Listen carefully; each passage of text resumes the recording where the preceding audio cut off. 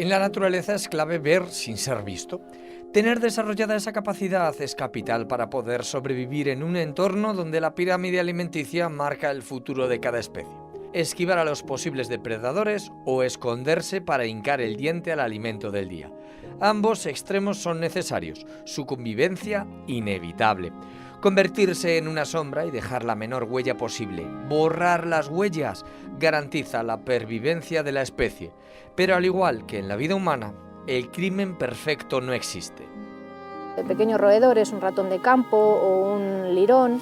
Aquí, que es un paso de fauna, pues ya encontramos las primeras huellas. Las manchas blancas, que son los posaderos de los buitres. Estos sitios son muy buenos para encontrar pelos. Mira, por ejemplo,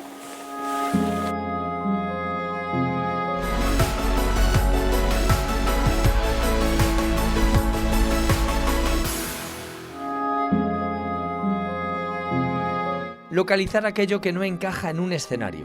Una rama rota, una corteza resquebrajada, un charco con una huella que no debería estar allí, sirve para entender que el bosque, la montaña o cualquier otro entorno natural está poblado por unos espíritus que están ahí, pero que rara vez se dejan ver. A lo largo de su evolución, el ser humano ha conseguido desarrollar una especial sensibilidad hacia esos detalles que permiten entender cómo funciona el mundo salvaje. Una capacidad ya en desuso, pero que algunas personas aún conservan, la de rastrear. el rastreo de fauna es la búsqueda de indicios de animales. Y bueno, según a quien le preguntes, sirve para unas cosas o tiene una finalidad u otra. Por ejemplo, si le preguntas a un cazador de una tribu indígena, que ya quedan poquitas, o a nuestros antepasados cazadores-recolectores, lo utilizan para localizar a sus presas, cazarlas y alimentarse de ellas. Si le preguntas a un científico, pues te dirá que es la manera idónea de recolectar muestras biológicas para estudios genéticos. Por ejemplo, aquí en la Cordillera Cantábrica se ha hecho el año pasado un estudio genético de oso pardo, recogiendo muestras de pelos y excrementos para individualizar el número de ejemplares que hay a lo largo de la cordillera. Y si preguntas a un naturalista o a una empresa de ecoturismo, nosotros la finalidad del rastreo al final es un poco divulgar los animales que se encuentran en un territorio y explicar el funcionamiento de un ecosistema, las relaciones entre unos animales y otros, dentro de la misma especie o entre especies. No hay buenas épocas o malas, sino donde puede haber más abundancia de especies animales en movimiento, pues puede ser primavera, verano, otoño. El invierno siempre es más suave porque hay menos movimiento, muchas especies pues hibernan o están en estado de latencia, entonces hay en general menos movimiento en el monte. Primavera y otoño, pues normalmente suele haber más barro, entonces es más fácil a lo mejor localizar rastros, pues huellas, ¿no? Principalmente. Y el invierno es muy chulo, aunque haya menos movimiento, pero podemos hacer rastreo de fauna sobre el manto de nieve, donde los excrementos se ven súper bien y se localizan también muy bien huellas, y eso lo podemos hacer, por ejemplo, con raquetas de nieve.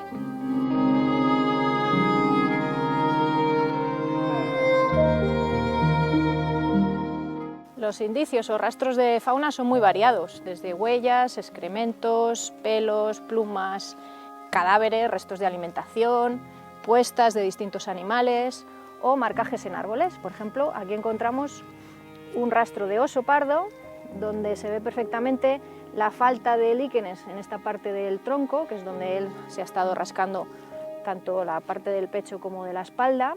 Ha dejado restos de barro, es decir, que antes se ha dado un baño de barro, que lo hacen muchos animales, para quitarse parásitos de la piel, y luego lo que hacen es restregarse contra árboles, troncos de árboles, para desprenderlos. Podemos encontrar restos de pelos, ¿no? De haberse estado rozando aquí, pues restos de pelos, por ejemplo, encontramos aquí, y en este caso, aquí podemos ver también un zarpazo, en la marca de las uñas, de las garras del oso, aquí arrancado trocitos de corteza. Bueno, pues este sería un rastro espectacular, ¿no? Un marcaje en un árbol muy claro de oso pardo. Para mí, andar por la naturaleza y buscar estos indicios de fauna es como abrir un libro y rellenar las páginas, ¿no? Es un poco echar la imaginación y empezar a elucubrar y pensar pues, qué ha podido pasar, cómo será este oso de alto, ¿no? Pues seguramente la espalda le llegue hasta aquí y luego le sobresalga la cabeza, o sea que ya es un animal adulto, grandote, que llega a los 2 metros de altura. Pues es un poco imaginar, ¿no? Echar a volar la imaginación y con todo ello pues construir una historia. Minerva Archaga es ingeniera forestal, una madrileña de nacimiento que un buen día cambió la jungla de asfalto por las montañas y bosques del Parque Natural de la Montaña Palentina. Desde su base en Polentinos, se encarga de conectar a todo aquel que lo desee con su lado más primitivo y salvaje, el del instinto. Ella comprendió que la naturaleza no es simplemente un paisaje y se convirtió en embajadora de este rincón de la cordillera cantábrica. Llevábamos muchos años haciendo observación de fauna y sí que es verdad que en algunas ocasiones pues resulta algo infructuoso, ¿no? Y la gente pues se queda un poco con ganas de a lo mejor haber tenido la posibilidad de observar determinados animales. Y nos dimos cuenta que las huellas, los excrementos o los pelos enganchados en las alambradas, pues que persisten mucho más tiempo y que nos cuentan muchísimas cosas sobre los animales. No es cuestión de ir recolectando todo lo que vayamos encontrando, eso no es posible, no lo realizamos, ¿eh? Entonces vimos que el rastreo de fauna podía ser una herramienta muy útil para complementar el avistamiento directo de fauna y que era una herramienta también muy eficaz para hacer educación ambiental y divulgar toda la flora y la fauna que hay en este territorio. No buscamos hacer un rastreo de fauna para encontrar a los animales. Si encontramos huellas de oso no vamos a seguirlas para localizar a ese animal, sino simplemente para educar a la gente en cómo funcionan los ecosistemas, cómo se relacionan los animales entre sí, incluso el medio, el suelo, cómo utilizan el suelo para hacer guaridas, un poco el funcionamiento de un ecosistema. ¿Cómo funciona todo esto? Simplemente observando los rastros, echándole un poquito de imaginación y reconstruyendo pues, una historia que nos cuentan los rastros. Hay mucha gente que viene al monte simplemente a caminar y muchos de los rastros y huellas que dejan los animales pasan inadvertidos para ellos porque no tienen esa capacidad de observación quizás o no van lo suficientemente lentos como para descubrirlo. Entonces el ir con un guía que te va diciendo y te va identificando todos esos rastros es fundamental para tener esa diferencia, esa experiencia distinta. La gente se sorprende muchísimo, pues, por ejemplo, cuando encuentra pues, un árbol totalmente marcado por el oso, ¿no? O encontrar una baliza mordida por ese animal.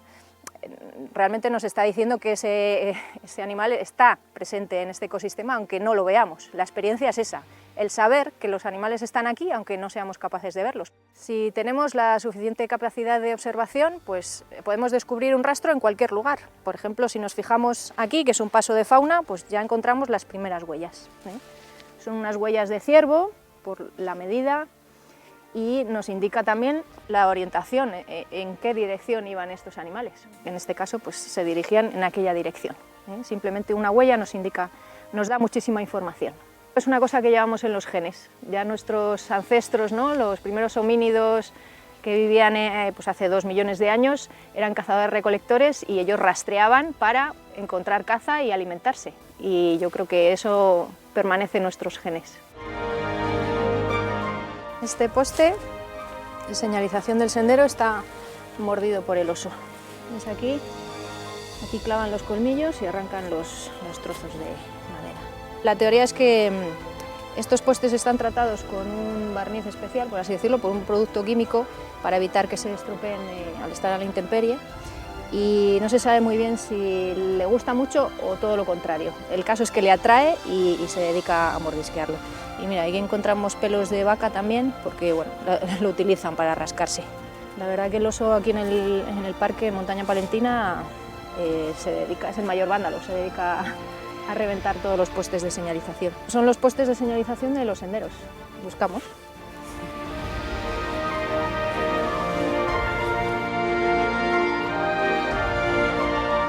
No es la primera vez que nos cruzamos con la huella del oso.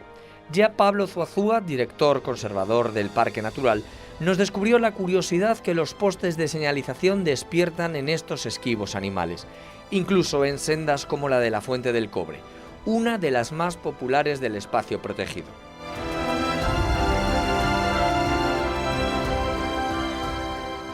En la montaña palentina es parte de la población oriental de oso pardo, que serán como unos 50 ejemplares que se mueven por montaña palentina, Riaño, la zona de Liébana, incluso llegan algo a Asturias. Son como unos 50 ejemplares y una población que está creciendo. El entorno de la senda de Fuente Cobre, que ahora mismo estamos ya a 3 kilómetros de la cueva, tiene bosques de este tipo, bosques de roble y haya, que son hábitats de gran calidad para el oso. Cuando tú vas recorriendo una senda es altamente improbable que veas un oso. Son muy esquivos, tienen mucho miedo al hombre y se alejan y se esconden, tienen muy buen olfato, son capaces de detectarnos. Es muy difícil o es casi imposible cuando haces la senda de Fuente Cobre ver un oso, pero lo que sí es muy fácil es ver las marcas que hacen. Los osos son territoriales y habitualmente marcan árboles para darse información. Marcan árboles mordiéndolos, rompiendo la corteza, frotándose la espalda para dejar su olor, y eso es un comportamiento muy frecuente en todos los osos. Lo que ocurre en las sendas del parque es que, como hay una población osera importante, los osos pues piensan que nuestras balizas son árboles y las utilizan para marcar. En todas las sendas del parque y especialmente en Fuente de Cobre podemos ver balizas que están marcadas por el oso. Estas marcas son los dientes del oso, lo muerde, sube, se frota. Incluso se puede ver pelo. Si te acercas, se reconoce el pelo del oso que se ha quedado en la baliza de cuando el oso se estaba frotando. No sabemos muy bien qué es lo que les atrae de esta madera o qué es lo que quieren decir, pero realmente es como que el oso estuviera diciendo: oye, que estoy aquí, que sepas que estoy aquí. Antiguamente lo que hacíamos es quitarlas, retirábamos estas balizas y poníamos otra nueva para que el visitante no pensara que estaba deteriorado y que teníamos un sistema turístico de sendas de mala calidad. Ahora estamos pensando dar una vuelta a esto, mantener estas balizas deterioradas, pero informar a la vez al visitante que esto lo ha hecho el oso para que le dé incluso un aliciente al propio sendero. El rastreo no es solo buscar huellas, es localizar información y para ello es necesario conocer aquello que buscas y dónde lo buscas. Igual que los humanos, los animales tienen rutinas y aprenderlas permite encontrar su rastro. La montaña está llena de ellos. Estos sitios son muy buenos para encontrar pelos. Mira, por ejemplo, crines de caballo, que van enganchados los pelos en los alambres de espino.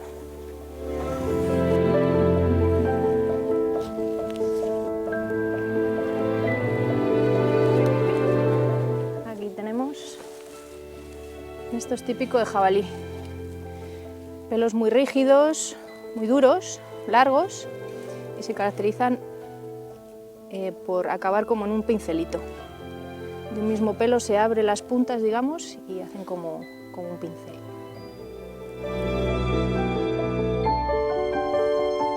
Y aquí encontramos pelo de ciervo.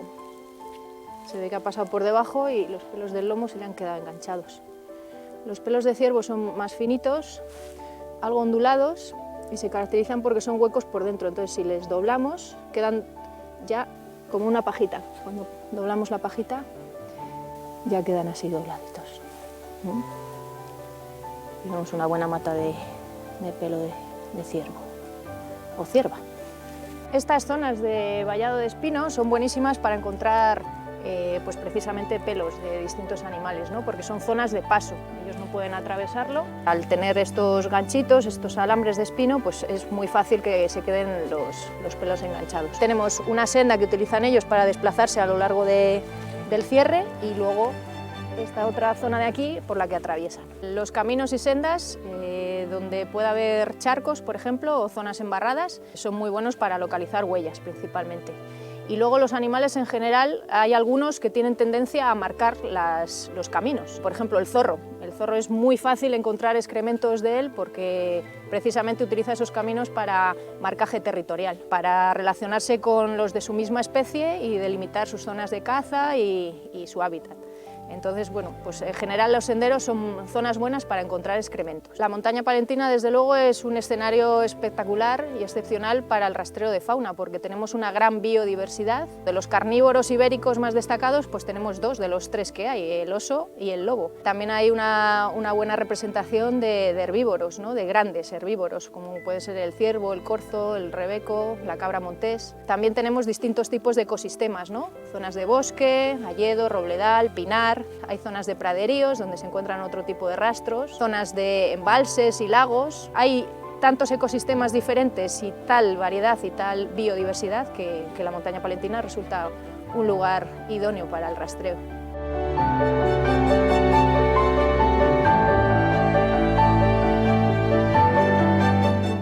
Aquí encontramos una escápula o omóplato de alguna especie.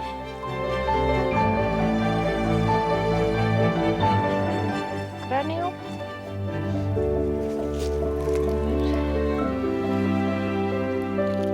Bueno, está un poco deteriorado, pero bueno, por el tamaño, un poco la forma, ¿no? Podríamos decir que se trata de una cierva, ¿eh? Y además hembra, porque si fuese un macho tendría aquí unas protuberancias óseas donde se asentarían las cuernas. Cuando tratamos rastros de animales, es importante tener un poco de precaución, pues eso, manipularlos con un palo o con guantes de látex, porque al final son restos biológicos en descomposición que pueden estar llenos de microorganismos, bacterias, hongos, etcétera, que pueden resultar perjudiciales, ¿no?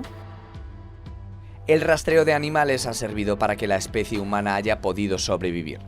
Su capacidad para detectar la presencia de animales le sirvió también para conocer sus rutinas y, por tanto, para descubrir en qué lugares la caza era más propicia. En el Valle de las Batuecas, en Salamanca, 15 afloramientos rocosos en torno al río Batuecas contienen pinturas neolíticas que hablan de un tiempo pasado en el que animales salvajes y seres humanos estaban, de una u otra manera, conectados.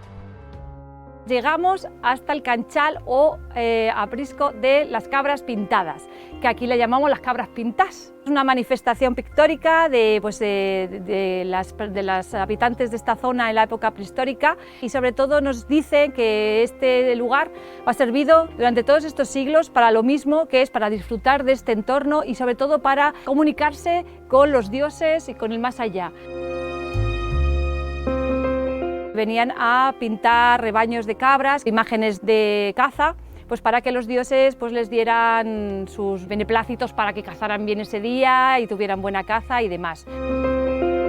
El profesor de universidad, Joaquín Becares, ha estado estudiando durante casi 40 años y nos ha dejado todo lo recogido en diferentes libros y que podemos ver en la página web de Patrimonio Histórico. En toda esta zona tenemos como unos 10 canchales o 10 apriscos. Normalmente son iconografías como muy digitales, muy simples, en las que vemos imágenes de hombres y de mujeres. En este canchal encontramos muchos rebaños de cabras, más de 30, y también encontramos peces, encontramos ciervos.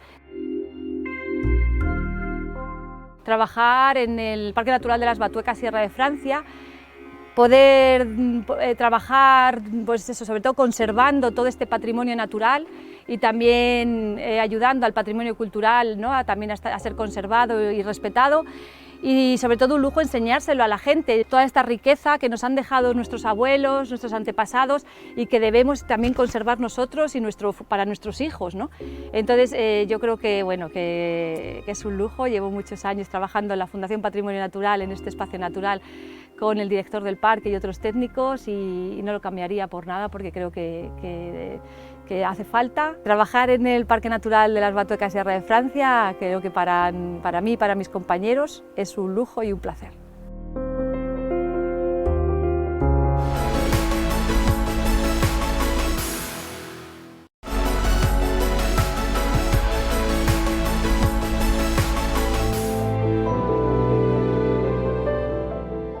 Hace miles de años, al ser humano el rastreo le permitía encontrar comida. Los mejores rastreadores se encontraban en aquellas comunidades que habitaban lugares extremos. Allí, el alimento escaseaba y por pura selección natural sobrevivían quienes eran capaces de hallarlo antes que el resto. Hoy la búsqueda de rastros cumple una función diferente. Por un lado, sirve para preservar el medio y por otro, para divulgar valores ambientales. Educación ambiental es enseñar a la gente lo que hay para respetarlo. Yo siempre digo, conocer es respetar. Para ello nos servimos de cosas como estas, ¿no? Aquí tenemos una muestra de cráneos, cuernas y cuernas de distintos animales que utilizamos como complemento a los rastros que podemos encontrar de forma natural en el medio. Por ejemplo, puede resultar relativamente fácil encontrar un cráneo de corzo o de ciervo, ¿no? Predado pues a lo mejor por los lobos. La dentición o la presencia o no de cuernos o cuernas podemos averiguar de qué animal se trata. En este caso, estas muelas nos indican que es un herbívoro. Como presenta las cuernas, sabemos que es un macho de corzo. Esta dentición de herbívoro la podemos comparar con, por ejemplo, este cráneo, que es de lobo, unos caninos muy potentes, muelas carniceras, que se llaman muelas tricúspide, para poder desgarrar la carne con facilidad. Este tipo de dentadura lo tendría otro cánido, que es el zorro. Aquí vemos también las muelas tricúspide, estos grandes colmillos. Y luego podríamos encontrar denticiones más omnívoras, como puede ser la del tejón, donde las muelas ya no son carniceras, sino que son muelas más planitas, para poder masticar frutos, incluso hierba o insectos, y sí que es verdad que tendrían buenos colmillos, que está aquí el hueco de los colmillos, y unos incisivos potentes también para desgarrar algo de carne. Un cráneo muchísimo más pequeño, que es de un bisón americano.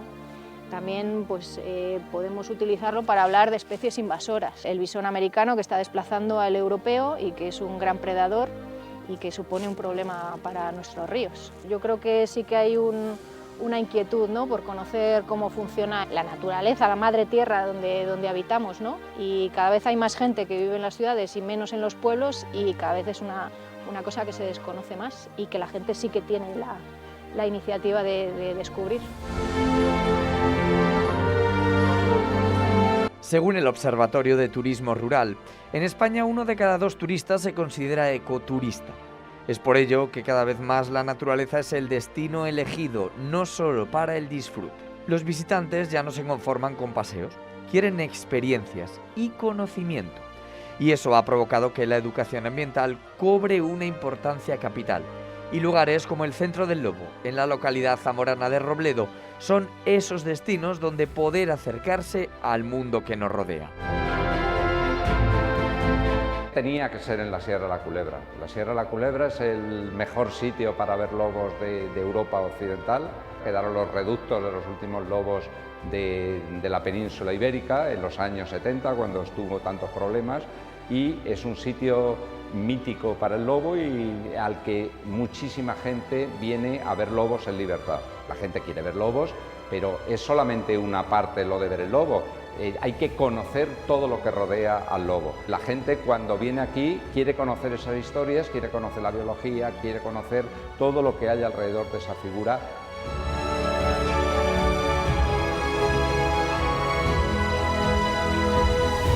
Cuando viene el público hacemos lo que llamamos unas sesiones de manejo con lobos, para que los lobos que están acostumbrados a nosotros, que no se asustan de nosotros, porque nos consideran un poquito parte de su manada, se acerquen a los miradores y todo el mundo los pueda ver a 10, 15, 20 metros. Este equipo de manejo, que nos repartimos el trabajo, desde que los lobos han nacido, prácticamente desde que nacieron, nosotros hemos estado, digamos que, criándolos a medias, a veces con los padres, otras veces de forma independiente. Eso ha permitido que los lobos a nosotros, al equipo de manejo, nos consideren un poquito parte de su manada casi, ¿no? Que haya una mutua confianza de los lobos con nosotros y el equipo de manejo con los lobos, para que a la vez podamos atraerlos al público y todo el mundo los vea.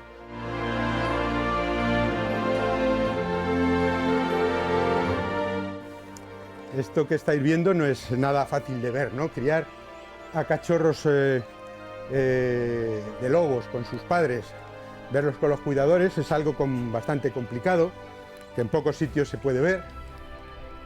Desde luego en España ninguno aparte del este, porque criar a los cachorros solos de lobos o de cualquier otro animal salvaje es más o menos sencillo, siguiendo unas pautas de manejo, de comportamiento. Criarlos con los padres es más complicado porque los padres siempre los protegen, los defienden, los esconden, como antes comentábamos que ocurría el año pasado con la otra manada. Y este año, poquito a poco, hemos conseguido que con una mutua confianza entre los lobos y nosotros, pues los cachorros al final los hemos criado un poquito a medias con los padres. Más.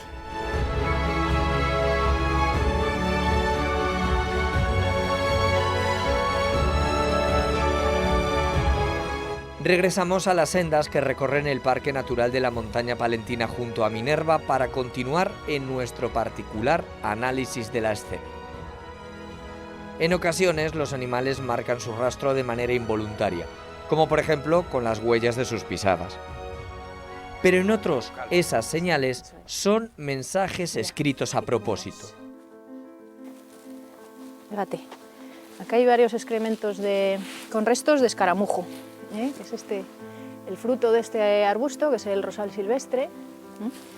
Y lo que vemos aquí pues son el tono naranja es de la cáscara y se ven perfectamente las semillas.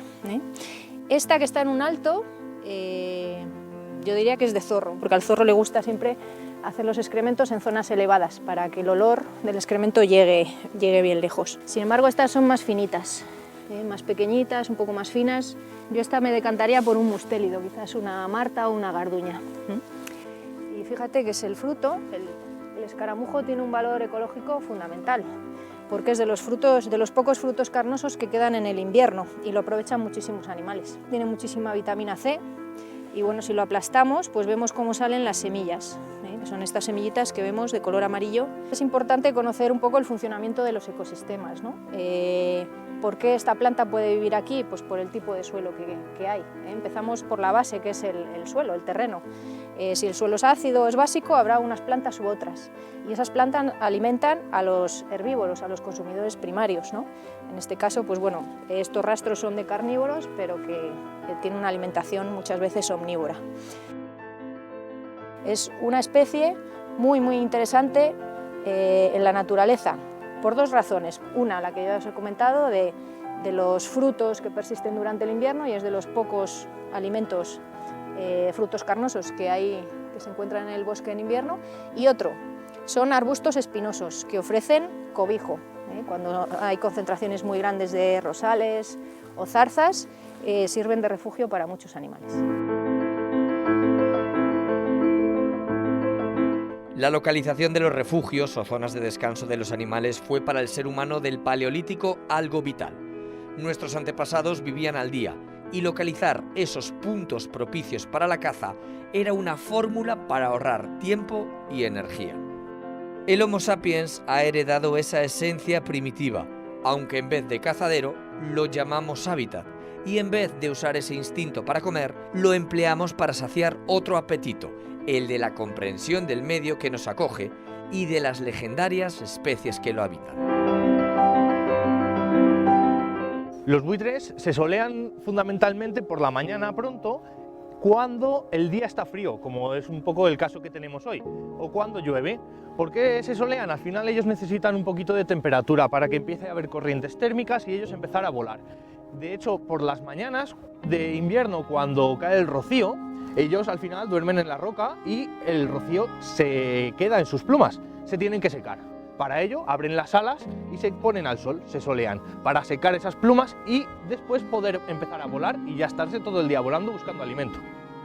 Y desde aquí podemos ver fácilmente buitres. Simplemente con fijarnos en la roca, las manchas blancas, que son los posaderos de los buitres, podemos observarlos. Es recomendable siempre ir provisto de prismáticos o incluso de un telescopio, porque les vamos a poder ver con mucha facilidad posados en la roca. Con los prismáticos vamos a poder hacer una primera aproximación, vamos a poder ver, por ejemplo, pues buitres que se están soleando en el otro lado del cortado, y ya con el telescopio podemos profundizar un poquito más. Y el telescopio nos va a venir muy bien, por ejemplo, en la época de cría. Vamos a poder ver a las crías cómo van evolucionando y cómo van creciendo.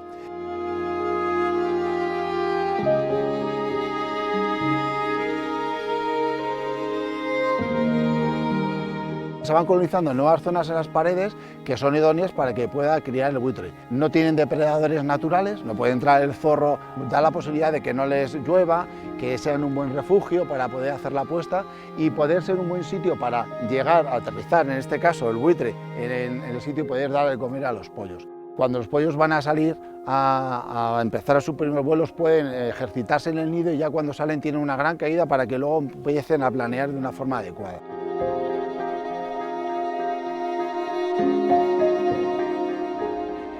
Bueno, aquí vemos un poco los elementos que suelo llevar a una sesión de rastreo.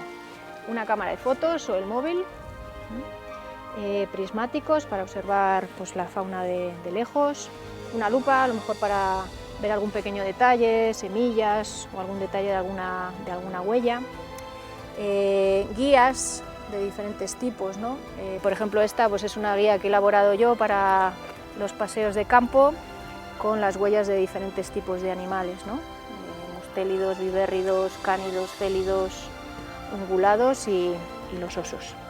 Reglas pues, de distinto tamaño, cinta métrica incluso, un calibre, esto es un poco al gusto, y por supuesto un mapa pues, para un poco planificar la actividad y ver dónde nos vamos a dirigir en cada momento para hacer la ruta. Y el eurito, normalmente cuando se hace una fotografía a una huella, por ejemplo, o a un excremento, hay que poner algo que nos sirva de referencia para cuantificar el tamaño de ese rastro, ¿no? Todo el mundo tiene una en casa y sabe lo que mide, ¿no? Pues el diámetro son 2,3 y ya tenemos una referencia para sacar el tamaño de esa huella, por ejemplo. Es una experiencia muy chula, al final es hacerte detective. Yo a los críos siempre les digo, ahora hay que ponerse la lupa en el ojo y hay que ir despacito, despacito y buscando todos los indicios, investigando, descubriendo. Pues es una forma diferente de descubrir el monte, ¿no? Buscando esos detalles. Entonces, pues bueno, lo llevamos en los genes y es una cosa que le gusta a todo el mundo.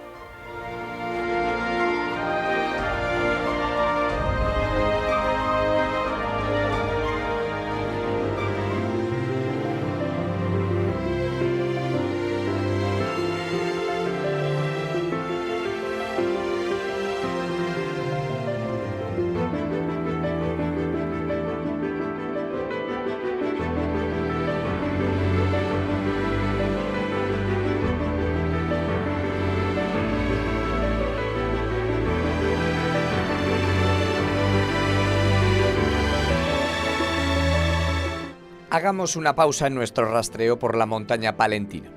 Es cierto aquello que dijo Minerva sobre que las huellas gustan a todo el mundo.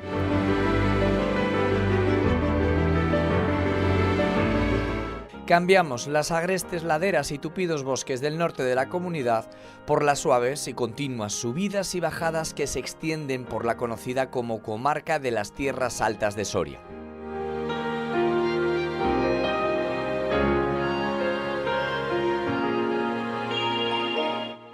Allí, desde hace varias décadas, también se lleva a cabo un rastreo, pero no buscando evidencias recientes, sino huellas que hace más de 130 millones de años los dinosaurios dejaron sobre el lecho de un terreno pantanoso y que después la geología se ha encargado de convertir en sólida roca. Sí, es posible seguir el rastro de unos seres vivos que tan siquiera están sobre la faz de la Tierra. Estamos haciendo un recorrido por todo el territorio de nuestro ayuntamiento. Ahora estamos en un yacimiento de huellas. Yacimientos como este que estamos viendo tenemos alrededor de la quincena por toda esta zona. Como todos sabemos, son yacimientos que se han descubierto ahora unos 20 años, 20-25 años. Somos una zona, un territorio muy rico en huellas de dinosaurios. Todas las huellas están señalizadas, son accesibles para todo tipo de personas, lo cual facilita pues, el turismo y los visitantes pues, puedan disfrutar de esta riqueza arqueológica que tenemos en este territorio. Aquí en concreto estamos en el yacimiento de Fuentesalvo, que está muy cerquita de Villar del Río y al lado de la carretera que une Soria con La Rioja. En este yacimiento de Fuentesalvo, como podemos observar, está todo protegido por una valla de madera tratada. Es accesible para todo tipo de personas y bueno, pues hay unos carteles explicativos, incluso también explicativos para invidentes, lo cual facilita pues, el que venga cualquier persona de donde sea. Yo creo que las explicaciones son bastante completas. En el pueblo, vamos, y en todo este territorio, pues sabíamos que había unas cosas con una especie de huellas, pues esto de qué será, de qué no será. Y ahora ya unos cuantos años llegó un catedrático de la universidad, si mal no recuerdo, creo que era de la Complutense de Madrid, y es el que nos puso un poco en valor y en alerta de que aquí teníamos, digamos, un caudal importante, muy importante, de huellas. Nos fuimos, digamos, interesando mucho por parte del Ayuntamiento y demás, la propia Comunidad Autónoma, Junta de Castilla y León, se interesó y es cuando empezamos a ponerlas en valor. Luego, posteriormente, pues se vallaron, se hicieron accesibles, se limpiaron, se pintaron, etcétera, etcétera. Aquí en Villar disponemos de una aula paleontológica, cada año es más visitada, es una aula bastante completa. Tenemos una informadora turística y esta informadora, bueno, pues nos lleva incluso a los propios yacimientos aquí o a los que tenemos cerca de aquí de Villar del Río y nos va explicando el tipo de huella, los años que tienen, etcétera, etcétera. Y los visitantes, estamos notando un incremento importante año tras año. De hecho, por ejemplo, pues este verano por el aula paleontológica pasaron cerca de 2.000 personas, solamente en el mes de agosto. Las visitas así, pues este mes de octubre, por decir el más reciente, han sido casi 700 visitas y principalmente la gente se mueve por las huellas, bueno, y por otros parajes que, como estamos viendo en el transcurso de la mañana.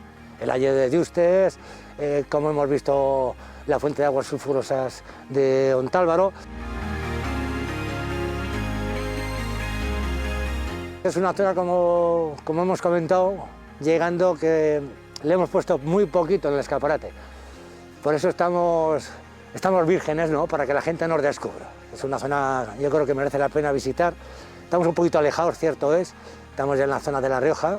Nuestros visitantes son principalmente riojanos y vascos. Rioja, Navarra y País Vasco.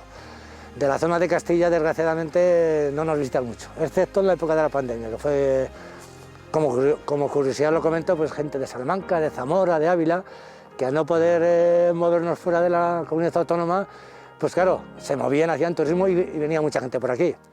Y claro, pues todo el mundo extrañado decía, pero bueno, pero en Castilla y León también tenemos estas cosas. Pues efectivamente, también estamos en Castilla y León.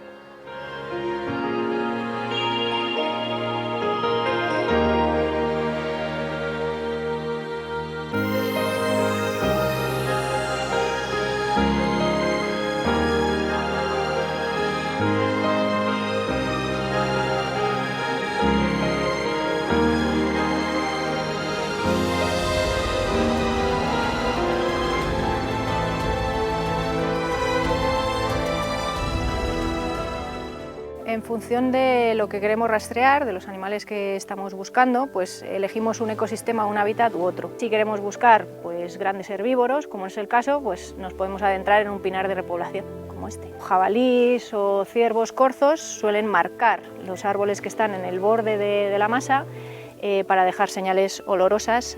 En este pino encontramos marcas, se llaman escodaduras, realizadas con las cuernas de los ciervos a gran altura, como veis aquí, estos marcajes, o incluso en esta rama fina se ve que ha desprendido resina porque está rozado también. Según bajamos en altura, pues podemos encontrar zonas donde han podido alimentarse, ¿no?, de estas cortezas y demás, con restos de mordeduras, marcajes también para rascarse. Y en las partes más bajas pues entraría ya jabalí, tejón, otro tipo de especies. Y encontramos en las grietas de las cortezas restos de pelos de los animales que han estado aquí.